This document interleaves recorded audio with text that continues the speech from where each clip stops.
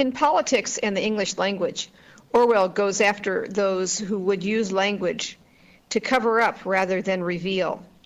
Within universities, are we making progress toward teaching students to think and write clearly? Well, I can only speak for the classes that I teach myself at the New School in New York, and I know that they come there. This is a graduate class. At the Liberal Studies Department, most of these graduates come for remedial treatment because they know that they've been betrayed by their education so far. They've neither been taught to think nor to read. And so I don't know what's going on. I don't know what happened to them before they got this far, but I know they're in trouble if they're coming to me.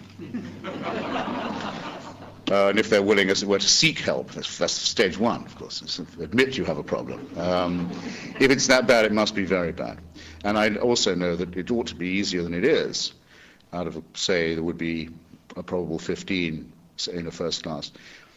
The first meeting that we had, the struggle to find a reference and an allusion, a literary allusion that they'll all get, that everyone will understand, so there'll be a common reference point, is increasingly difficult.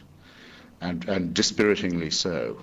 And actually, George Orwell is one of the few handholds, but that's only because he's been inculcated in school for a long time, basically as part of the instruction in the orthodoxy of the Cold War. And that, of course, is to do him and his work a huge disservice. But at least it means that, yes, along with Huck Finn, The Catcher in the Rye, The Simpsons, and usually Gatsby, everyone's read it. But after that, you can't trust a thing. And this, it seems to me, is a terrible cultural disgrace. And it comes from praising students for working so well and doing so well and being so good, and everyone wins a prize and everyone's great. And the worst thing is to upset anybody. Well, they don't get that for coming to me either.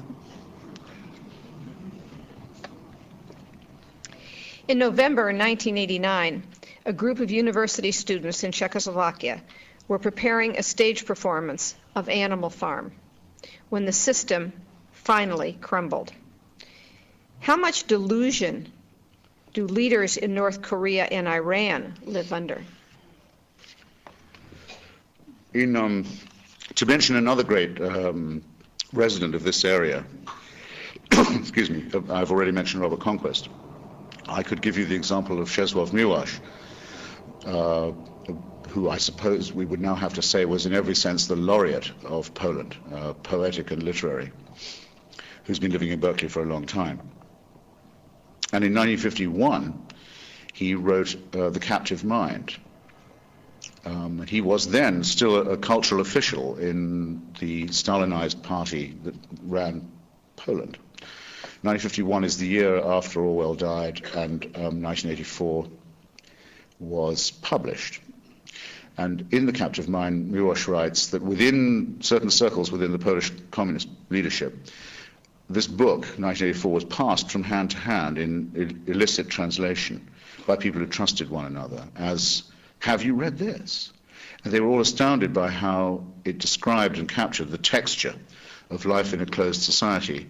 And he adds, Miłosz adds, they were all astounded later to find that the author, the English author of this, had never lived under the Stalinism or even visited the Soviet Union. In that case, how does he know how it feels? How does he know how it smells and tastes? Now remember, Miłosz is discussing passing a book from hand to hand, a secret book within the inner party. The book is 1984, which is about the passing of a secret book from hand to hand within the inner party 1 year after it's written, and hasn't been published in most of the West. It's the people in Poland got the point right away. I don't think any one writer in the century has ever paid a greater compliment to another, even if it's unintentional, than that. And so yes, of course people do know. Of course they do. We're all mammals.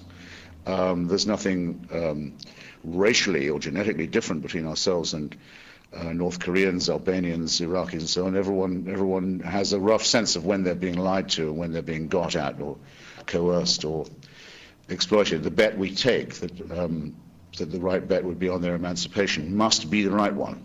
The bet we take that their leaders deserve better treatment must be the wrong one. Always is, always has been the wrong one.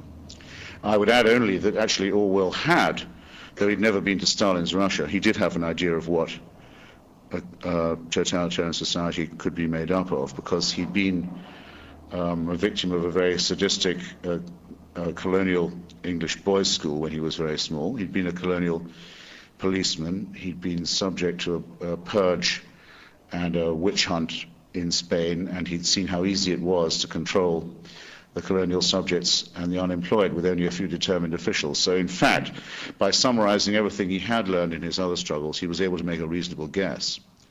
Again, because of anthropomorphic ability, if you will, of what this kind of thing might be like.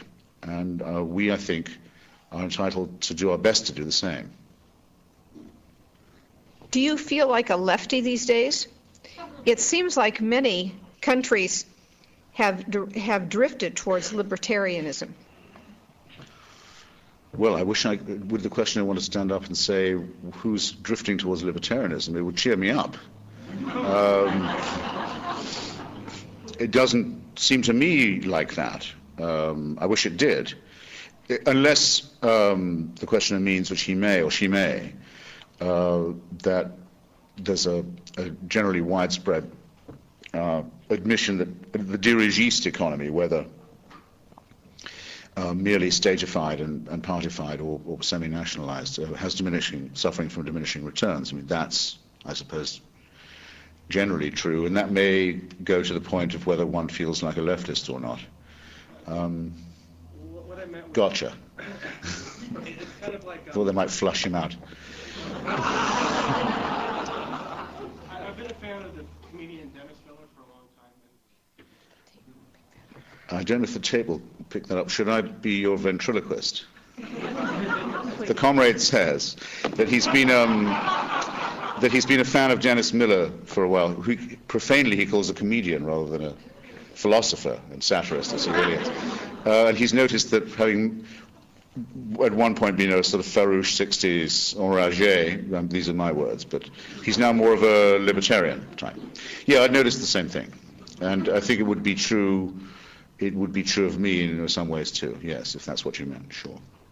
But when I work, as I have been recently, with the Kurdish rebel opposition or the Iraqi underground, I feel much more like a Trotskyist, as I used to, much more than I would if I was carrying a placard around the street saying "Give Saddam Hussein another chance." I don't see how anyone can do that and call themselves a leftist. I'm sorry.